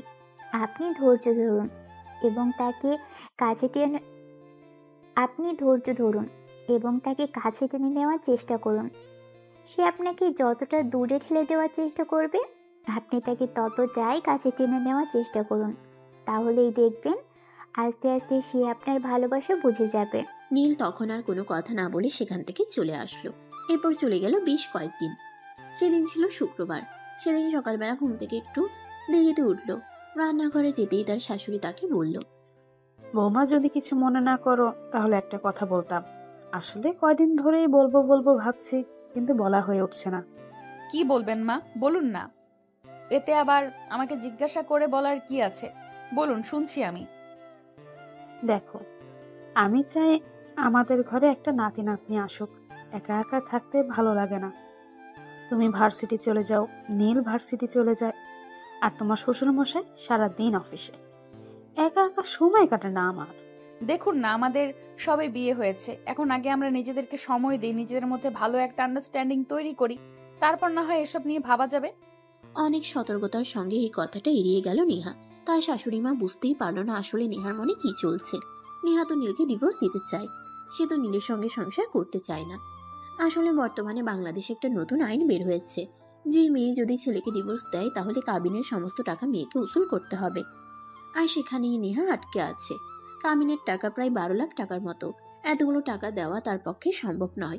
তাই সে নীলকে প্রেশার দিচ্ছিল নীল যাতে তাকে ডিভোর্স দেয়, আর সে দেনমোহরের টাকা মাফ করে দেবে। অপরদিকে সেদিন নীলদের বাড়িতে রিমি বেড়াতে আসে। কি আপু, কেমন আছিস? কেমন চলছে তোর শ্বশুর বাড়িতে দিনকাল? অত কিছু তোর জানার প্রয়োজন নেই। তুই এখানে কেন এসেছিস? আমি তো তোকে এখানে আসতে বলিনি। তাছাড়া এসেছিস ভালো কথা, আমাকে ফোন দিয়ে একবার বলে আসিসনি কেন? কেন? দুলাভাই তোকে কিছু বলেনি? দুলাভাই তোমাকে ফোন দিয়ে আসতে বলল। তুই নাকি আজ নিজের হাতে গরুর মাংসের ভুনা, পোলাও আর অনেক কিছু রান্না করবি। তাই তো দুলাভাই আমাকে তোদের বাড়িতে আসতে বলল। আমি আবার কখন বললাম আমি এত কিছু রান্না করব?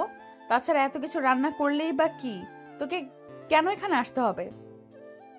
দেখ আপু, তুই কিন্তু যথারীতি আমাকে অপমান করছিস তোর শ্বশুর বাড়িতে এসেছি বলে। তুই কিন্তু আমাকে এভাবে অপমান করতে পারিস না। মান অপমান বোধ যদি তোর থাকতো তাহলে তো তুই এখানে আসতিই না। আমি নাস্তা দিচ্ছি, নাস্তা খেয়ে চলে যা। আমি তোদেরকে এখানে দেখতে চাই না। আমার জীবনের 12টা বাজিয়েছিস তোরা। তোদেরকে আর কোনো প্রয়োজন নেই আমার জীবনে।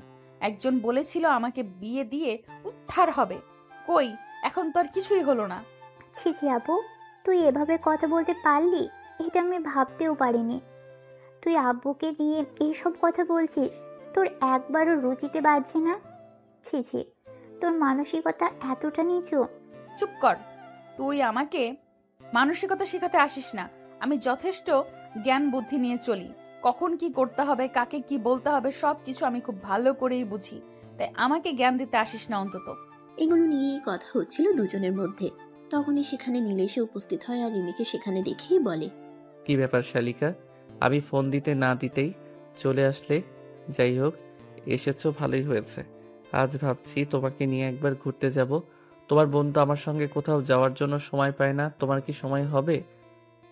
আমি তো এক পায়ে খারাপ ঘুরতে যাওয়ার জন্য। কি রে আপু, দুলাভাই তোকে ঘুরতে নিয়ে যেতে চাই, তুই কেন দুলাভাইয়ের সঙ্গে ঘুরতে যেতে চাস না? এই শোন, কোন উগান্ডারের বংশধরকে আমার সঙ্গে ঘুরতে নিয়ে যাওয়ার কোনো ইচ্ছা আমার নেই। তোর যদি ইচ্ছে থাকে তাহলে তুই যেতে পারিস। আর তুই যাবি মানে আমি কি তোকে আমার সমবয়সী একটা ছেলের সঙ্গে ঘুরতে যেতে দেব? এটা তুই ভাবলি কি করে? তুই কি করবি না করবি সেটা তোর ব্যক্তিগত ব্যাপার, আর আমি কি করব না করব সেটা আমার ব্যক্তিগত ব্যাপার।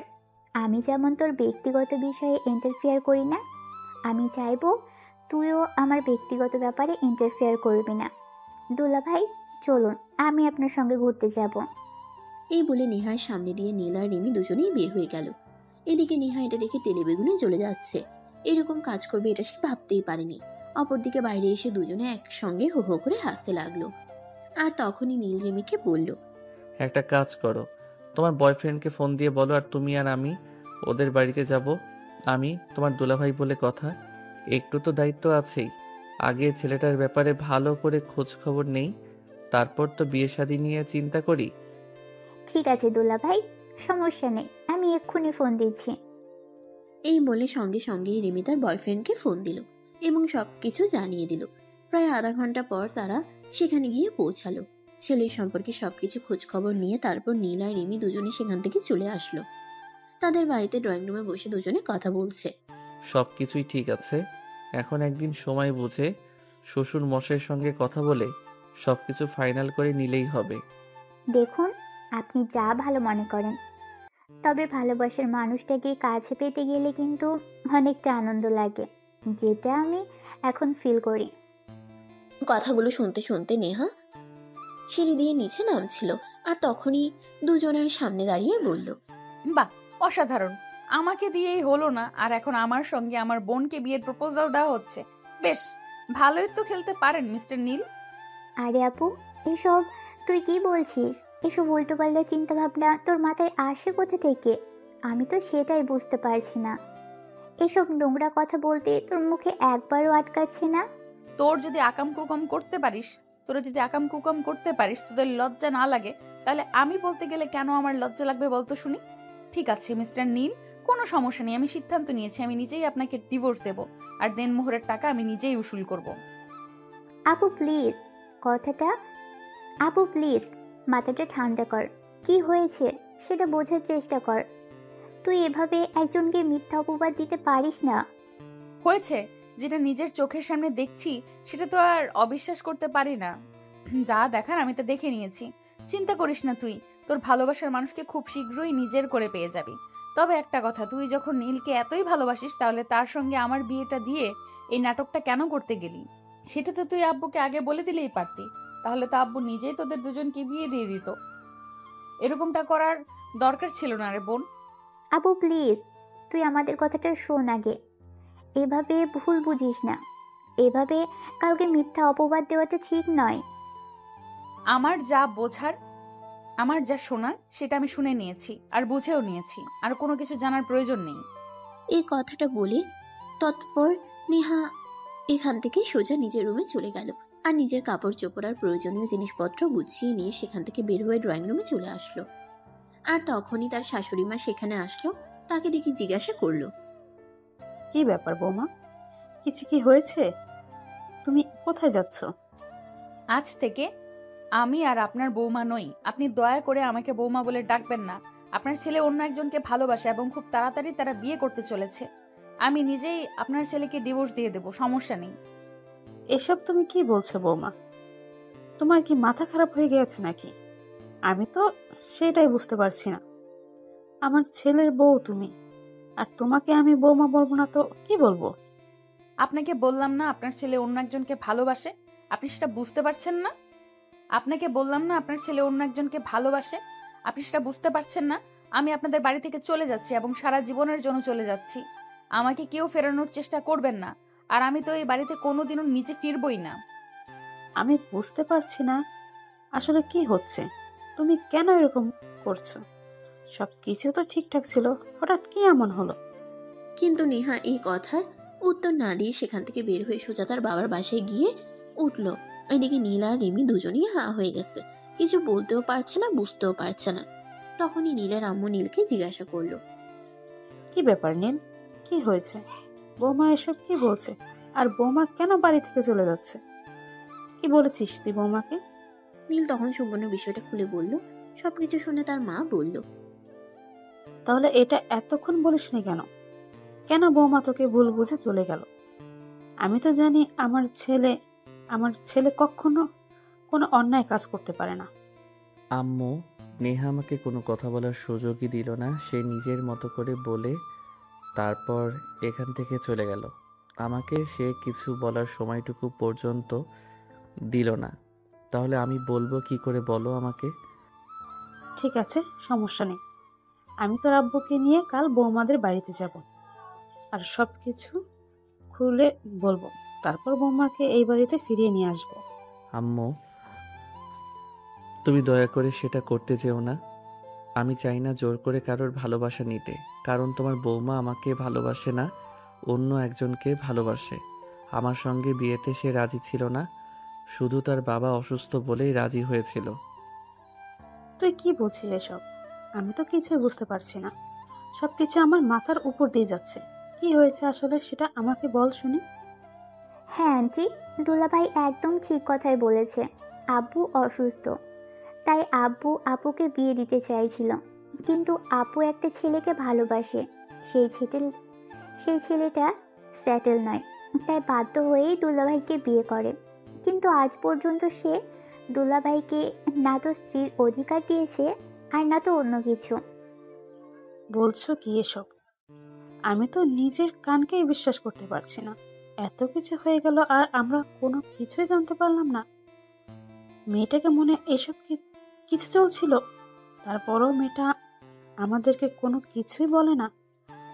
ভাবতে পারছি না মানুষ এরকম হয় কি করে।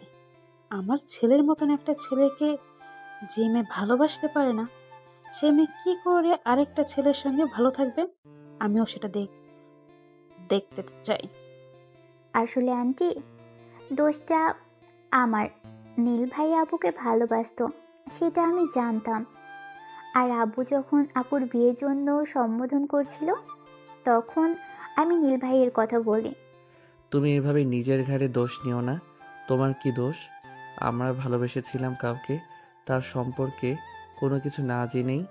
যাই হোক, যেটা হয়েছে সেটা আমার কপালের দোষ। আমি কাউকে দোষ দেই না। সে আমার ভালোবাসা বোঝেনি, তাই আমাকে ছেড়ে চলে গেছে। যদি আমার ভালোবাসা বুঝতো তাহলে সে কখনোই এরকমটা করতো না। সে তো আমি ভালোবাসতে পারিনি, তাহলে আমি কি করে তার সঙ্গে সংসার করব? যাক, চলে গেছে, ভালোই হয়েছে। এখন ওইসব চিন্তা বাদ দাও। আমি কাল তোমাদের বাসায় যাব, কিন্তু তোমার বোন যেন জানতে না পারে আমি তোমার বাবার সঙ্গে তোমার বিয়ের বিষয়ে কথা বলবো। আর একটা কথা, তুমি তোমার বোনকে বলে দিও সে আমাকে ডিভোর্স দেবে। এই কথাটা যেন তোমার বাবা জানতে না পারে। আচ্ছা ঠিক আছে, তাহলে আমি আসি। বাড়ি থেকে বের হয়ে সোজা বাসায় চলে গেল। আর বাসায় গিয়ে সে সোজা নেহার রুমে গেল। সেখানে গিয়ে সে নেহাকে বলল, তুই যেটা করছিস সেটা একদম বাড়াবাড়ি হয়ে যাচ্ছে। হো তাই নাকি? তাহলে তোরা যেটা করছিস সেটাকে কি বলে? শোন, আমাকে জ্ঞান দিতে আসিস না। আমি খুব ভালো করেই জানি আমাকে কি করতে হবে আর কি না করতে হবে। তুই তোদের চিন্তা কর, তোরা কি করে ভালো থাকবি। আর চিন্তা করতে হবে কেন? তোর জামাই তো অনেক টাকা হবে, সেগুলো দিয়ে তোরা খুব ভালোই থাকতে পারবি। আপু, হুটহাট কোনো সিদ্ধান্ত নেওয়াটা কিন্তু ভালো নয়। আমি আবারও তোকে বলছি, আর একবার কিন্তু চিন্তা করে দেখ। কিন্তু নেহা রিমির কোনো কথাই শুনল না। এদিকে বোনের সঙ্গে কথা বলতে না পেরে রিমি মন খারাপ করে নিজের রুমে চলে আসে। আর পরদিন দুপুরের দিকে নীল তার শ্বশুর মশাইয়ের সঙ্গে কথা বলতে আসে।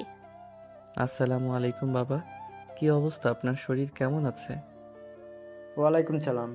এই তো বাবা, আছি কোনো রকম। তোমার মা বাবা কেমন আছে? আলহামদুলিল্লাহ, ভালোই আছে। আসলে আপনার সঙ্গে একটা ব্যাপারে কথা বলতে এসেছিলাম। হ্যাঁ বাবা, বলো না, তুমি কি বলবে? আসলে দেখুন, রিমি তো বড় হয়েছে, ওদের নিজেদের বিষয়গুলো ভাববার মতো বয়স হয়েছে। দেখুন, আমি ঘুরিয়ে পেঁচিয়ে কিছু বলবো না, সরাসরি বলি। রিমি একটা ছেলেকে ভালোবাসে, আমি সেটা জানি, তাই আপনার সঙ্গে বলতে এলাম। আমি ছেলেটার ব্যাপারে খোঁজ খবর নিয়েছি, ছেলেটা ভালোই। যদি আপনি চান তো তাহলে আমি ওদের বিয়েটা পড়িয়ে দিতে চাই। সেটা তো খুবই ভালো কথা বাবা। আমার একটা ছেলে নেই, আর তুমি আমার ছেলের কাজটা করেছো, এতে আমি অনেক খুশি হয়েছি। তোমার যদি ভালো মনে হয় তাহলে তাই করো, আমার কোনো আপত্তি নেই। কারণ আমার দুটো মেয়ে ছেলে নেই তো কি হয়েছে, তোমাকে তো ছেলের জায়গায় পেয়েছি। আলহামদুলিল্লাহ, আমি তোমাকে ছেলে হিসেবে পেয়ে অনেক খুশি। বাবা, আপনি যদি চান ছেলেকে একবার আপনার সঙ্গে দেখা করাতে পারি। হাজার হোক, আপনি রিমির বাবা বলে কথা। আপনারও তো পছন্দের একটা ব্যাপার আছে। না বাবা, সেটার কোনো প্রয়োজন নেই। তুমি দেখেছো তাতেই হবে। আমি তোমার উপর সম্পূর্ণ ভরসা করি। আমি জানি তুমি আমার মেয়ের জন্য এমন কিছু করবে না যেটা আমার মেয়ের জন্য খারাপ হবে। তাই আমার দেখার কোনো প্রয়োজন নেই। তুমি বিয়ের ব্যবস্থা করো। অতঃপর শ্বশুরের সঙ্গে কথা বলা শেষ করে নীল ওই বাসা থেকে বের হয়ে চলে আসলো। আর সেদিন সন্ধ্যাবেলা রিমির সঙ্গে একটা কফি হাউসে দেখা করলো। আর রিমিকে সবকিছু জানালো। এই কথা শুনে তো রিমি অনেক খুশি হলো। সে ভাবতে পারেনি তার ভালোবাসা তার বাবা এত সহজে মেনে নেবে। যাই হোক, এরপর চলে গেল বেশ কয়েকদিন। নীল ওই ছেলেটার পরিবারের সঙ্গে কথা বলেছে আর বিয়ের ব্যবস্থা করেছে। আজ রিমি আর তার বয়ফ্রেন্ডের বিয়ে। নীল একটা কমিউনিটি সেন্টারে বিয়ের আয়োজন করেছে আর সমস্ত খরচ সে নিজেই বহন করেছে, অনুষ্ঠান থেকে শুরু করে সবকিছু। দুলা ভাই, যেখানে আপনার সংসারটা ঠিক হলো না, আমার বোন আপনার সঙ্গে সংসার করলো না, সেখানে আপনি আমার ভালোবাসার মানুষকে পাইয়ে দিতে এত কিছু করছেন। সত্যি আমি আপনার এই ঋণ কোনো দিনও শোধ করতে পারবো না। দূর পাগলি, এভাবে কখনোই বলতে হয় না। তুমি আমার শালি, তার চাইতেও বড় কথা তুমি আমার বেস্ট ফ্রেন্ড ছিলে, এখনও তুমি আমার বেস্ট ফ্রেন্ডই আছো। তোমার জন্য যদি এইটুকু করতে না পারি তাহলে কি করব বলো? তারপরেও এত টাকার ব্যাপার স্যাপার, আপনার তো অনেক টাকা ক্ষতি হয়ে গেল। একদম এসব বাজে বাজে কথা বলবে না। টাকা পয়সা কিসের জন্য আছে? যদি সময় মতো সেটা কাজে লাগাতে না পারি তাহলে ওই টাকা দিয়ে কী লাভ বলো? তুমি একদম কোনো চিন্তা করবে না। আর হ্যাঁ, তোমার ফার্নিচারগুলো তোমার শ্বশুরবাড়িতে পাঠিয়ে দিয়েছি, দেখে জানিও কেমন হয়েছে। সত্যি আপনার মতো মানুষ পাওয়া এই যুগে অসভ্য বলা চলে, কিন্তু আমার বোন আপনার মতো মানুষকে হারিয়ে ফেলল। জানি না একটা মানুষ কতটা অন্ত হলে এরকম একটা কাজ করতে পারে। অতঃপর রিমির বিয়ের কাজ সম্পন্ন হয়ে গেল আর রিমি শ্বশুরবাড়িতে চলে গেল।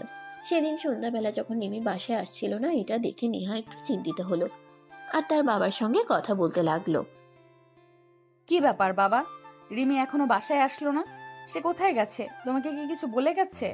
কেন রিমি, তোরে কিছু বলেনি? রিমি তো আজ তার ভালোবাসার মানুষটাকে বিয়ে করতে গেছে আর সব কিছু নীল নিজেই হাতেই করেছে। বলো কি, আমার বোন বিয়ে করছে আর আমি নিজেই সেটা জানতে পারলাম না? আসলে সবই কপাল। তুই কি বলেছিস? আমি তো কিছুই বুঝতে পারছি না। নীল আমাকে বলল সে ছেলেটার সঙ্গে দেখা করেছে, কথা বলেছে আর সব কিছু নিজের পয়সাই করেছে। আর তুই কিছু জানিস না কেন? নীল বাবাজি তোকে কিছু বলেনি? বাবা, সে আমাকে কিছু বলতে যাবে কেন? সে তো তোমার এক মেয়েকে ডিভোর্স দেওয়ার আগেই অন্য মেয়েকে বিয়ে করছে। চুপ কর তুই, কি সব আজে বাজে কথা বলছিস? নীল কেন রিমিকে বিয়ে করতে যাবে? রিমি অন্য একটা ছেলের সঙ্গে সম্পর্ক করত আর নীল সেই ছেলেটার সঙ্গে রিমির বিয়ে দিয়েছে। রিমি এখন শ্বশুরবাড়িতে আছে। এই নে, এটা রিমি শ্বশুরবাড়ির অ্যাড্রেস। আমার কথা বিশ্বাস না হলে তুই নিজে গিয়ে দেখে আয়। নেহার আসলে এই কথাটা বিশ্বাস হচ্ছিল না, তাই সে তার বাবার কাছ থেকে রিমির শ্বশুরবাড়ির অ্যাড্রেস নিল আর সেখানে চলে গেল। সে সেখানে গিয়ে দেখতে পেল সত্যি রিমি অন্য একটা ছেলেকে বিয়ে করেছে। নীল সেখানে নেই। তখন সে সেখান থেকে চলে আসতে চাইলে রিমি তাকে দেখে ফেলে এবং পিছন থেকে প্রশ্ন করে, কি রে, তোর ভুল এখনো ভাঙেনি? ভেঙেছে, তবে মনে হয় অনেকটা দেরি করে ফেলেছি। জানি না নীল আমাকে ক্ষমা করবে কিনা।